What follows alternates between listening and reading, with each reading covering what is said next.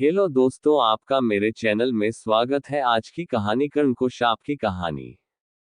अपनी कुमार अवस्था से ही कर्ण की रुचि अपने पिता अधीर्त के समान रथ चलाने की बजाय युद्धकला में अधिक थी। कर्ण और उसके पिता अधीर्त आचार्य द्रोणाचार्य से मिले, जो कि उस समय युद्धकला के सर्वश्रेष्ठ आचार्यों में से एक थे। द्रोणाचार्य उस समय कुरु राजकुमारों को शिक्षा दिया करते थे। उन्होंने कर्ण को शिक्षा देने से मना कर दिया, क्योंकि कर्ण एक रथ हाँकने वाले का पुत्र था और द्रोणाचार्य केवल क्षत्रियों को ही शिक्षा दिया करते थे। द्रोणाचार्य की असम्मति के उपरांत कर्ण ने परशुराम से संपर्क किया, जो केवल ब्राह्मणों को ही शिक्षा दिया करते थे। कर्ण ने स्वयं को ब्राह्मण बताकर परशुराम से शिक्षा का आग्रह किया। परशुराम ने कर्ण का आग्रह स्वीकार कर लिया और कर्ण को अपने समान ही युद्धकला और धनुर्विद्या में निष्णात किया। कर्ण को उसके गुरु परशुराम और पृथ्वी माता से शाप मिला था। कर्ण की शिक्षा अपने अंतिम चरण पर थी। एक दोपहर की बात है, गुरु परशुराम कर्ण की जंघा पर सिर रखकर विश्राम कर रहे थे। कुछ देर बाद कहीं से एक बिच्छू आया और कर्ण की दूसरी जंघा पर काटकर घाव बनाने लगा।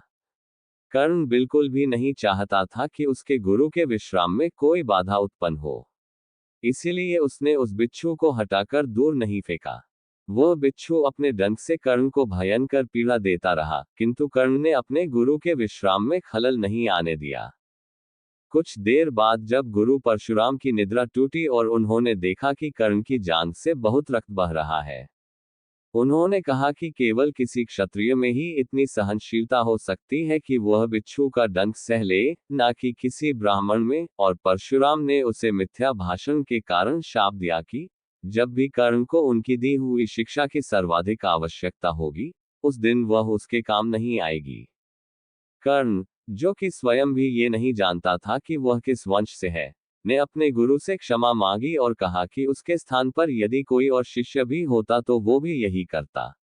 यद्यपि कर्ण को क्रोधवश शाप देने पर परशुराम को बहुत ग्लानि हुई, किंतु वे अपना शाप वापस नहीं ले सकते थे।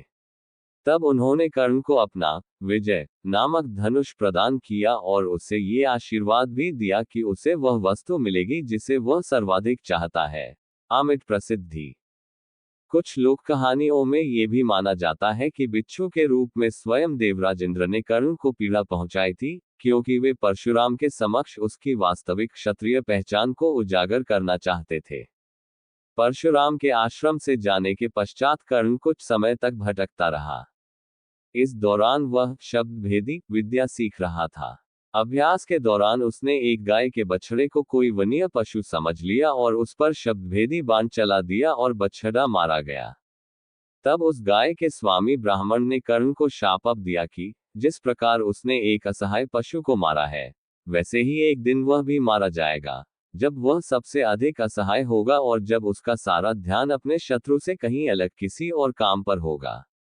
ऐसे ही धार्मिक कहानियों के लिए मेरे चैनल को सब्सक्राइब करें, लाइक और शेयर करें। राधे राधे।